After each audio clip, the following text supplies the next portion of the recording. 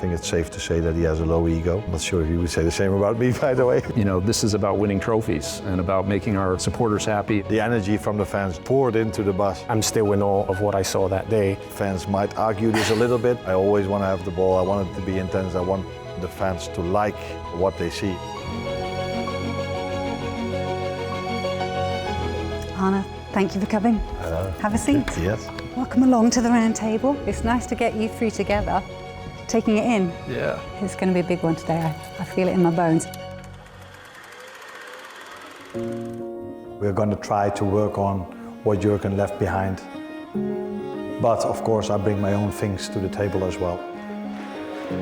It's a club that's for the people. You only have to look at the history of the club to understand how special it is. I will do everything within my interest and power to lead the team in the best possible way. Luis Diaz! Yes! Get it! Liverpool in dreamland here! Game points, clear we go! This is ridiculous football! Liverpool showing such strength and resolve. Absolutely wild! Liverpool keep on winning! And they've done it! And now you've got to believe them! If you work at a club like Liverpool, you always have to aim for winning something. And the biggest trophy is the Premier League. The best players, athletes in the world play in this league. So with all the players we've brought in this summer, they had to adapt to that intensity. And I see all of them making progress. Some lovely moments there. I'm going to start with you because it was your voice there that we heard. I want to take you back to when you first got the job. What was the biggest main attraction for you to come to Liverpool Football Club? A lot. The first time we sat together, we were also sitting in a round table, because in my house there's a round table as well, which is also wide. Nice. No, why are you joining a club like Liverpool? I think there are a lot of reasons for that. Their history, first of all. Second of all, the chance to win something, because this is what Liverpool has always done. And then the people you work with, so you have to get an idea who you start to work with, because no matter how nice the club is or if you can win any trophy, if you don't feel a good connection with the people you work with, I think it's really hard to join that club. Not the least important, of course, the quality of the team I inherited from Jurgen, which I thought was good enough to compete, and that's what we did last season, and in the end even won something really special. What's it like? Because it's quite a seismic change, isn't it, to change your manager. So what's that like for you, Billy, when your manager changes? I think, probably maybe more so than really any other sport. I think the impact of the manager in football is so significant. I think in our case, obviously the Jurgen leaving and then in a sense creating almost an entirely new football operations department and coaching staff coming in is almost a bigger change. Sometimes it's just the manager that goes, sometimes it's the manager and his staff. In this case, it was almost a wholesale change on the football side. It allowed Richard, when he joined, to then have an opportunity with the team to go out and find the best person.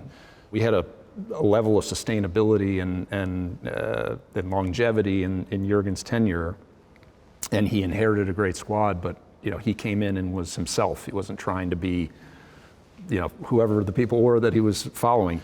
And I think that was one of the things that I first was impressed by him, is his level of excitement coming to the squad and the squad that he was inheriting, but also his willingness to take on what are big shoes to fill and then to carry on in his own way.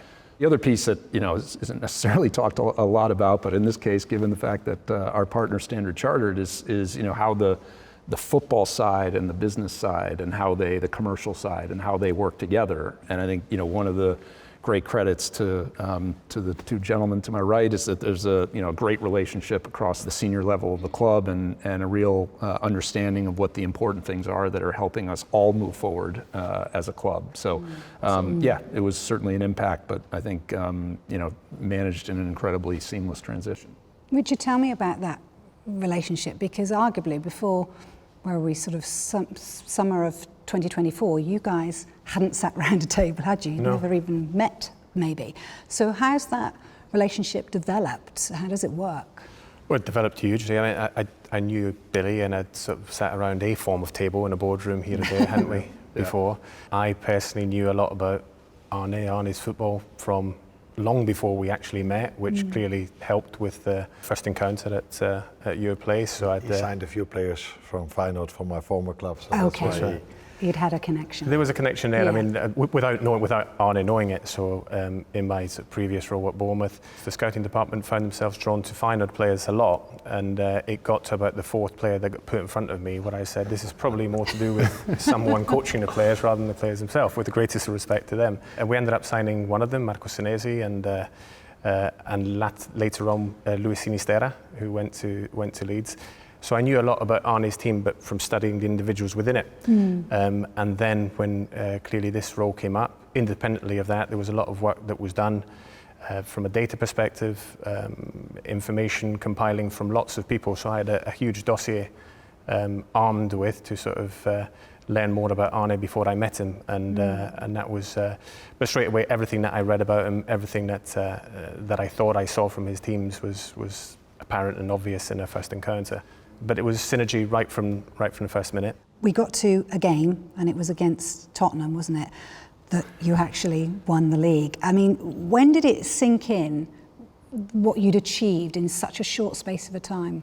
Oh, sometimes I wonder if it's already sinked in yet, because our lives are so fast. I think the most beautiful part of that day was driving in with the bus. That was even then I and everyone knew who was sitting in that bus, we're 100% going to win this game. The energy from the fans just poured into the bus, and I think you could feel that also during the game. That was one of the best memories I have, driving in with the bus. So impressive. Yeah. That was so impressive. It's not only ownership is there, a family comes over, friends come over, they all come for a party. Yeah, right. Yeah. You know, I know, the players knew, okay, but we still have to perform and we have to achieve what everybody's expecting. I experienced the same at Feyenoord, where everybody expected us to win the league on a certain day as well. And the last thing you should tell me is you've already won it, or things are already done, or I believe in the fact that don't talk about it as long as it doesn't happen. And then some people in your surroundings do understand that, and when they want to talk about things, what do we wear, all these kind of things, if there is a party afterwards, don't include me in that conversation. Because you do feel the responsibility that things still need to happen. Obviously what happened next didn't give you any time to celebrate, because the club was rocked by the death of Diogo Jota, which was just appalling and tragic. In terms of what happened then, I just wanted to talk about what was the support network, firstly and foremost and most importantly for Diogo Jota's family, and how that worked for you. No, I think the fans and everyone around the club showed how special of a club this is when we won the league. But I can see other clubs being special when they win something as well. But when a tragedy like that happens, I think you can truly experience what kind of club you're working, what kind of people you're working with. And I think at that moment of time, our fans, but our players and everyone around the club, including ownership, has shown himself from his best possible side. So it was incredible, the support there was out in the open with the amount of flowers that were laid down and all these kind of things, but also the support from everyone towards Jot's family. But it said a lot about this special club as well. Yeah, it does. But how do you deal with it on a sort of daily basis? Because obviously grief doesn't just happen, you know, it's not regimented. It happens all the time at different stages for different players, for different members of staff. How do you deal with that going forward every day? For us it was really hard, but for his wife, children and his parents, it's you can't imagine how hard it must have been for them, because every single moment of the day they feel it. And I've done a lot of meetings in my life, but the most difficult one was the one after we came back together, after the funeral. You know, we came back to Liverpool and we had to do our first training session with all the new players coming in. And I had to stand in front of the group and say something about, we are going to train again, how we're going to handle this situation. And to find the right words in a meeting like that is much more complicated than trying to prepare them for a game of football. But again, I wasn't on my own. I got a lot of help from Richard, from Billy, from all other people inside the club, or my staff members, to hopefully find the right words. But if you're in the dressing room last night, you still see one place that's empty, where he should have been. It's lovely words there from you, and I'm sure that his wife and his children take a lot of solace from what the club really did for her in that time.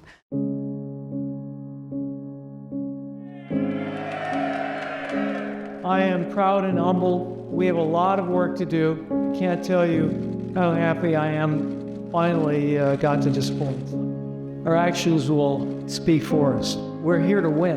The captain of Liverpool Football Club has his hands on the Carling Cup. It's a special club and perfect next step for me to be now here and try to help.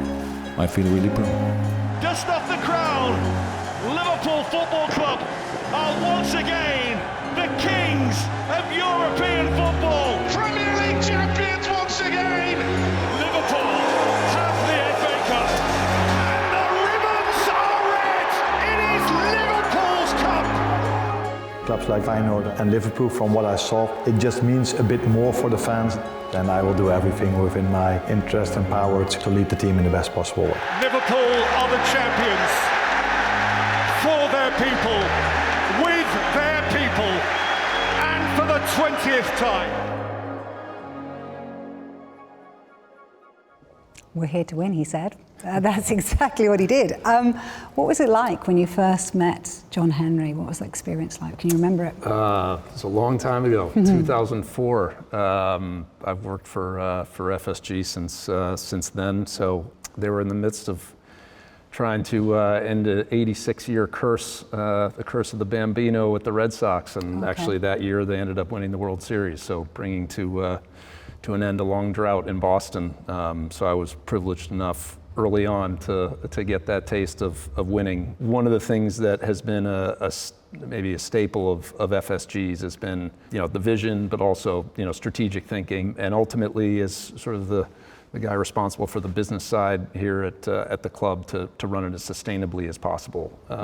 And I think one of the things that John and Tom Werner, our chairman, Mike Gordon, our president, have always been put a massive amount of emphasis on is ultimately is we're here to win, but we're here to try and do it sustainably and responsibly. Yeah, talk us about when you arrived, because it wasn't in the best financial position, was it at all? No. So what was your kind of first objective? I think it was weeks from administration, actually. Wow. In fact, I don't think that. I know that. Gosh. But yeah, I think ultimately what happens on the pitch kind of drives everything. So football is always going to be the critical element of that. And there was obviously a significant amount of turnover that was needed. Kenny came in to help kind of right the ship to some degree, and we won a trophy, which was terrific early on. But really rebuilding that squad on the football side was always sort of priority number one. I mentioned the infrastructure.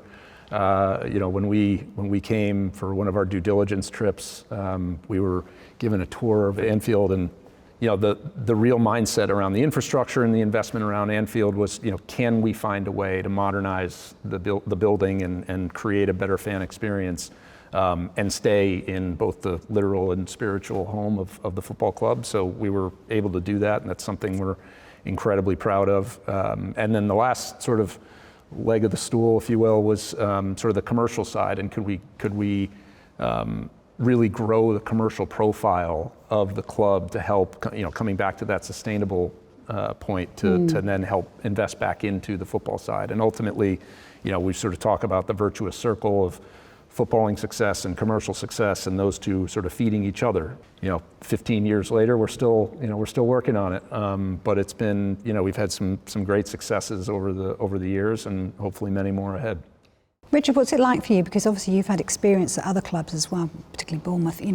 Would you have kind of the differences between working there and perhaps working with FSG then? I always thought when we were in the Premier League at Bournemouth and you were at Premier League meetings or you came to away games, that Liverpool had something special about it. Just from an organisation, obviously from a club perspective, the fans, everyone's known that for decades. But just from how they did things, they were often the smartest people in the room. In meetings, you could genuinely tell that they would try to do things in a shrewd way, much to how ownership would have wanted to run their organisations. But I guess the magnitude of the club, that how big it is, how much it means to so many people, is something that will probably never surprise you, even if you experience it. So Arne and I had heard about what a parade would look like when finally people were able to talk to you about things that you weren't superstitious about, and the league title was secured, then of course planning the parade. People had said it, and we're quite calm people, we're quite impressed by a lot, I think it's fair to say, and but everyone said, wait till you see this is, you haven't seen anything like it. And it's fair to say that I'm still in awe of what I saw that day when we were going around in that parade and just looking at other people experiencing this for the first time in some cases. I don't think we ever were, but if ever you're in any doubt how big a club this is, that was gone forever after you see those scenes. In the short term, how's your relationship developed, Arne?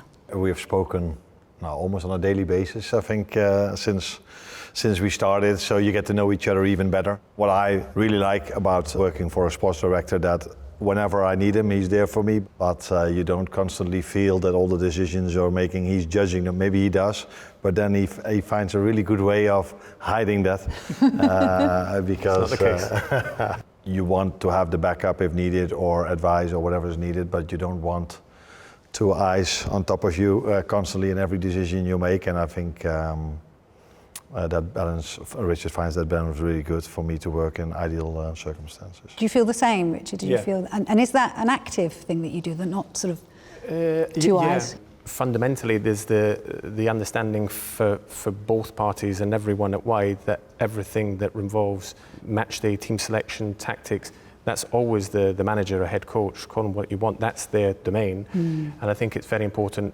not to spill into that, unless, of course, we talk about football and of course we talk about performances, but I always let Arne lead that, so I don't feel that naturally within a conversation I will come up with an opinion, not just react to Arne's, but I think always waiting for the right time to share these things is critical. And fundamentally you have to have an opinion. There was an opinion that got Arne into the position that he's in, and so you can't shy away from that. But once you got the right person and you believe in that person, the judgment is not something that's happening, definitely not on a daily basis. You're working together to achieve something together. And did it help that we came in at the same time? Possibly, probably. I think it's more important though that we had synergy right from the first moment. So understanding who he is as a football manager, how he wants to work, trying your best, and it's not always possible to put them in the best possible position to have all the tools they require.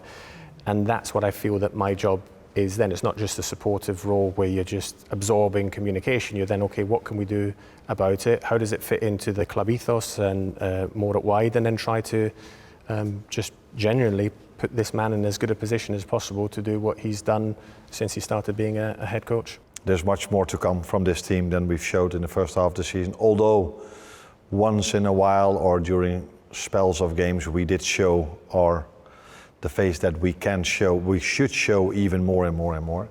I've worked with sports directors that are very keen on the ones they've signed, and I think that is something that stands out with Richard, and what makes him special, that he's not only focused on the ones he signed, he's just there for Liverpool to win and not for his signings to do well.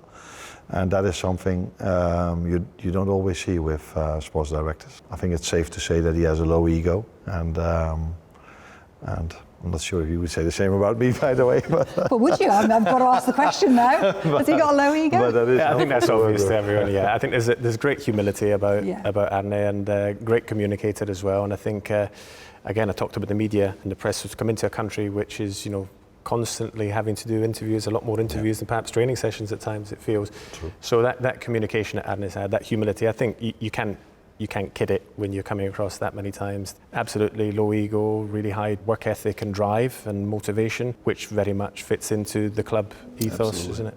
Yeah.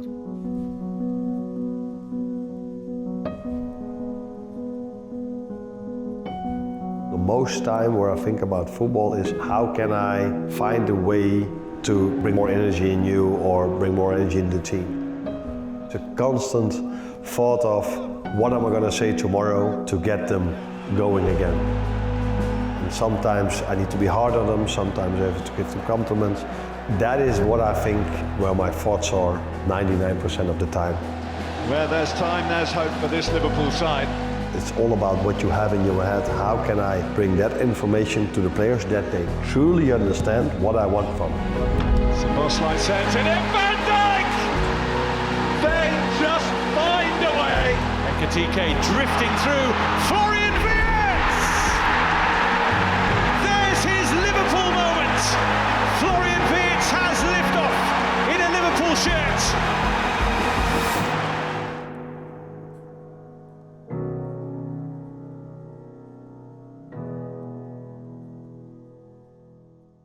you mentioned something earlier about, difficult times and making good speeches almost to your players. What do you say to them? I'm just interested because I heard there, what do you say tomorrow? So it's always in your mind. Yeah. What do you do? What's the process for ensuring that the players are ready to go again and again? How do you do that?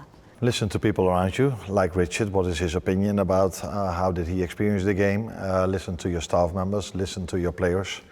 When they come in, looking in their eyes, experiencing how they feel. And we've had quite a few setbacks this season. Moments where we thought we were getting a push, so 2-0 up against Leeds United, then 2-2, making the 3-2, and you're feeling, now is the moment for us to get, and then conceding the 3-3. And in these moments, you need to try to come up with things again to inspire them to keep going. And I think that's even more difficult, how weird this may sound, after you won the league, because the only thing you want again is winning the league, and you're not happy with competing for the 2nd, 3rd or 4th position. But still, there's a lot to play for, and that is, of course, what is very important. We can still win, but I believe in the fact that we have to win a game either by quality or by intensity. Now, the difficult thing for us is that this season, but maybe even the second part of last season, winning a game on the base of intensity gets harder and harder, for the simple reason that the other team tries to do everything to have as less intensity in the game as possible. And I can also completely understand why teams that players don't want an intense game. We have to find a way, and we're working on it really hard, to get more intensity into games. And that is sometimes difficult because you cannot always control it. But for us to keep this league interesting, I think that's important. I can completely understand that the other team uses these tactics against teams like us. But the question is that the right thing for the Premier League to be the brand they want to be? But maybe I talk in my own interest a little bit now. Yeah, I mean, some managers are quite intense, dare I say it. I don't feel you are. You don't come across as being very intense. I feel you're very calm and collected. Is that how you relay your messages across? Are you calm, or do you use a lot of emotion as well? I think in general I'm quite calm, but I can be someone else as well. But I think you have to be yourself. Have you used it? Can you give us an example? Southampton at home last season at half-time was definitely a moment where I wasn't happy with our performance. But that happened maybe a few times more, but I don't believe in the fact if you're constantly standing in front of them screaming, then in my opinion that doesn't work. But it's not to say that if you are calm, your team cannot play intense. And I think this team last season and even this team are showing that they can play really intense with a manager being calm at the sideline. Yeah. But if the game could be more intense with me running up and down, I do have to work out a little bit, then I have to be honest about that. But then I would take that straight away. But I think it's not about how much you do, although I've already been suspended twice. I think. And you're on a yellow card as well. And one yellow card away from another suspension. So it was one of the many things that we liked. We loved Arne when we watched him at Feyenoord, and one of the things we watched was sort of dugout behaviour, if you like. His Feyenoord team played with such intensity on the front foot. And Arne cut this very sort of calm figure, but you can see when he celebrates a goal, there's huge emotion there. And sometimes you can get the perfect concoction when you have a really emotional, passionate club, a team that wants to play front foot, aggressive, intense, but you have someone who's orchestrating that, being as calm as he is to make tweaks, like you did countless of times last season. The amount of times at half-time the game wasn't going perfectly, and then a tactical switch or two, and in the second half flowed like we wanted it to do. So I think that gave a perfect recipe that we had last season, all this emotion, this real desire to do well and to win, but you had to have a cool mind on the pitch side to make these decisions, and I thought he made countless of them. What's the best piece of advice you've ever had? I don't know if it's really an advice or no, but as a manager you can win the league, you can win the Champions League, you can win an FA Cup or a League Cup, but the biggest thing you can win is that you can play the nicest football to watch. Although at this moment of time fans might argue this a little bit, but it is absolutely something that I am aiming for. I always want to have the ball, I want it to be intense, I want the fans to like what they see, and that is something I dislike the most. I would almost say even more than our results, even more than the league table, that not all of our fans or every single moment of the game see us as a joy to watch. And the hardest thing is I even understand, because I agree with them. Trophies is one thing, but being a team or a club or a manager that stands for something, that stands for good football, is, I think, in the long term even worth more.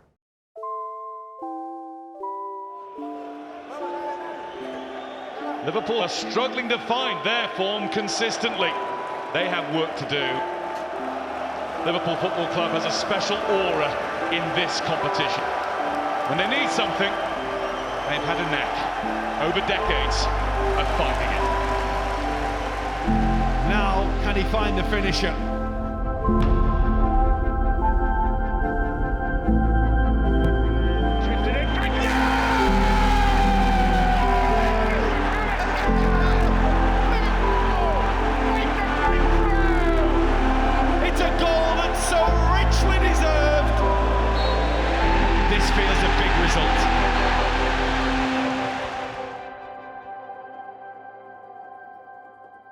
It's fair to say that you have had the challenges this season. You know, you're being very honest with us.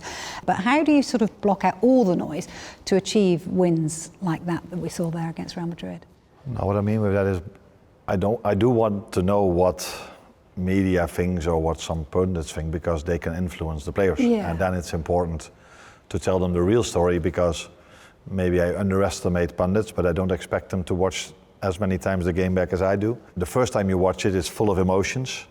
And when it's full of emotions, the score always tells you a lot about what the opinion of the game is. So if we have a very well-controlled performance with a lot of ball possession and we score 2 goals, then it's a very well controlled performance. If we do the same in a 0-0, it's a boring performance. Then I have to tell the players and show the players that there's not so much difference between them, as there is not so much difference between last season and this season. At least that's my opinion. You cannot block the noise, but you do want to give them the right information, what is actually happening compared to what people say is happening. I think we've shown this season already so many times that we're a very good team. I think we had a really good summer, and it has shown this season against Arsenal. We've shown that we can compete against them, even in large parts be better than them. But when you're 14 points behind them, there must be a reason for it. And I think for me these reasons are also obvious, but I can see the team getting better and better and better. At least we agree, and I think everybody in the club agrees that, of course, there are certain things we can improve. And if we're able to do that, which will certainly happen because players are more adjusted to each other, to the Premier League, when all of them are fit, the future looks really bright for us. And I'm not talking about 10 years in time, I'm talking about the near future of this club, because that's what we have shown against Madrid, which I just saw, against a lot of other teams. When all of them are fit, when all of them are adjusted, then we are a force to reckon with. Yeah, absolutely. As Liverpool has always been. So just talk us through the difference between sort of the relationship with a new player, perhaps, than with an established player, and how that relationship works. So as Arne said, I think you have to make sure that you don't focus just on the new players. I think that it's a team sport, and just because new people are coming in doesn't mean you can suddenly just like leave the players who've been here for a number of years, or even Federico Chiesa, who's been here only for 1 year. You constantly have to try and help people off the pitch in their adaptation. It's normal to expect that young people coming from another country would take time to adjust to the new surroundings, a different type of football than they may have been used to, different demands, different teams, so much that is not necessarily alien to them, but definitely different. You want to be able to, again, be there to support them, but not suffocate them with it, because let them find their feet. All these players are here for a very good reason. They're top players. By the way, everyone played a part in them getting to the club, and we were all very happy with what we did in the summer. It's not just me, whether they're good, bad and different in terms of signings. There's no propriety felt in my position. It's a collective effort that helps these boys sort of translate the form for which they were brought to the club and be the best version of themselves. And as long as the players are the right ones in the first place, and we're absolutely convinced every time we bring someone in that they are, then the performances on the pitch will quickly follow.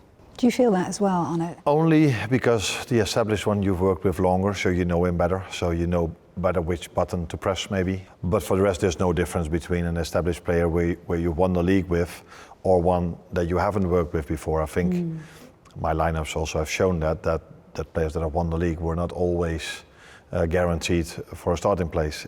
As the same goes for a player you sign, no matter for how much money you sign him, he should perform to play.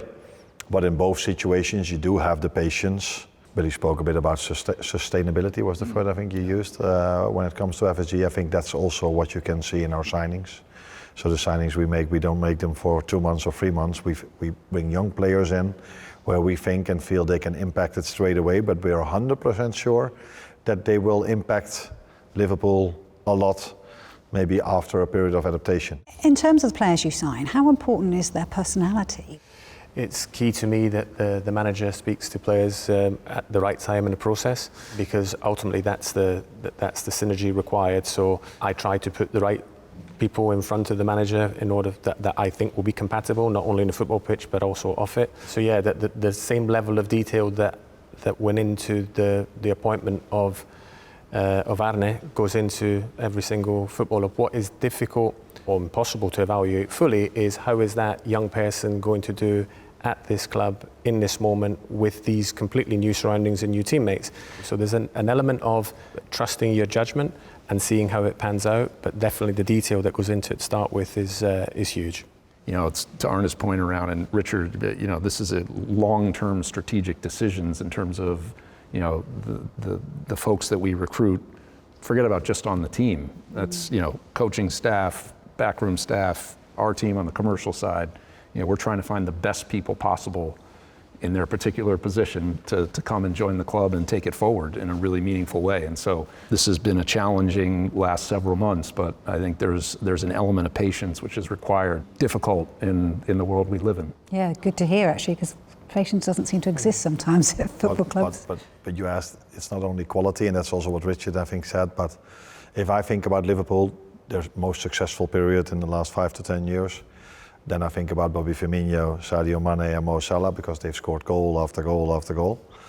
But if I'm in the building and I'm talking about that period of time, I hear 2 other names constantly, and that's James Milner and Jordan Henderson. That's also things you're looking at, that you have the right mentality, people that know what the culture is. So maybe to the outside world, it's mainly about those 3 attackers who scored goal after goal after goal. But we are, and Richard as well, we are aware of the fact that it's not only the ones that make the difference maybe in individual quality, but to get a successful team you need other qualities as well. My final question, and you can all join in on this one, but I'm going to start with you, Billy. What's the club's plan, you know, for the next 5 to 10 years, and kind of like what's the process between both commercial and executive teams when kind of planning for the future? We talked about it a little bit earlier, the sort of journey that we've been on since 2010 over the last 15 years. You know, and it sounds maybe trite or simplistic to say to continue that journey. I mean, this is, you know, we fundamentally always felt that, you know, the term sleeping giant was used when FSG was looking at Liverpool in terms of this incredible potential that the club had, and it had obviously fallen on some difficult times. Our job and our focus has been on trying to return it to, you know, as we believe, its rightful place. That job is frankly never done. That's something that we're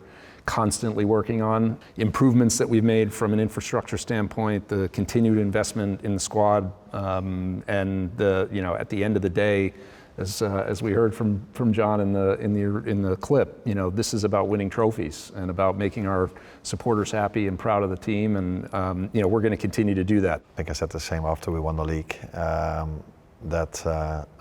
like the perspective of winning the league twice in 5 years, a bit more than twice in 30 years. I think we are all trying to aim for that, and I think we're in a very good place. Unfortunately, we're not the only team that's in a really good place. I think the Premier League has become stronger and stronger and stronger. Mm-hmm. But that makes it also more interesting and even nicer if you then in the end can win it. In Billy's job, he can look 5-10 years ahead like he's done before and projected, along with ownership, what ultimately we're now reaping the benefits of. I think for Arne and I, it's a lot more sort of short term, and it's rare that you get Arne sort of looking too far ahead. And my role is somewhere in between there, right? And I think that it was obvious when we first came in that the best thing to do was evaluate what was a very talented squad, but then, you know, how are they going to transition into a sort of a new regime? Clearly very well was the answer last year, but then within a squad game, there are so many players whose game time perhaps is not where they want it to be, so then they have to look at other opportunities for them. So we knew that the first summer together, as soon as we'd come in, wasn't going to be a particularly active one. And alongside sort of ownership with their long-term vision, they like to do things with all the metrics and the data in our favour. And the best way to do that is to prepare 1 year ahead, so one summer window to the next. So we deliberately did not a lot in our first season when we come in, but knew that we could identify throughout the course of last year players that would come in and help the squad. The ages of the players we recruited, as the guys have said, is very deliberate to make sure that we're not only competitive now, but competitive for the mid-term future, and that's realistically if all you can control, and you know that under this ownership that it's going to, the long-term future is also going to be bright. But the main thing for Arne and I is to make sure that on the pitch, short-term, mid-term, that people have a lot to look forward to, and I think that's very much the case here. I'm sure it is. Thank you so much, gentlemen. It's been a pleasure to talk to you all. Thank you for joining me today. Thank you. Thanks, Vicky. Thank you.